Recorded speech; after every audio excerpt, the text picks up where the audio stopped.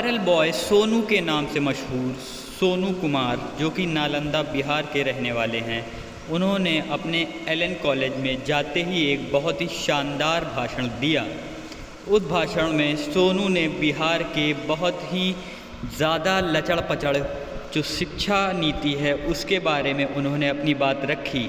सोनू कुमार ने कई बातें ऐसी बताई जो कि लोगों को हैरान कर दी, क्योंकि उम्र के हिसाब से सोनू की ऐसी बातें लोगों को दिल पे छू गई। एलन यूनिवर्सिटी में सोनू का जो एडमिशन हुआ है, सोनू ने वहां पहुंचते ही सबको दंग कर दिया।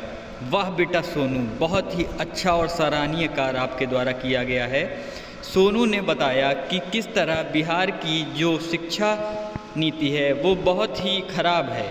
बिहार के जो शिक्षक हैं वो खुद नहीं जानते हैं कि हमें क्या पढ़ाना है और क्या करना है।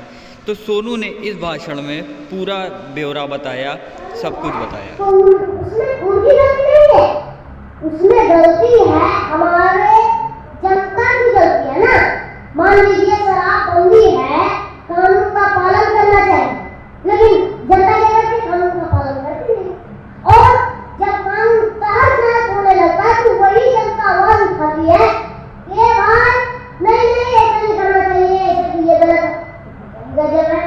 तुम ही दिवालते हो, तुम ही सुधारते हो। मेरा थोड़े सरकार का क्या काम है? सरकार हमसे नीचे कर दो।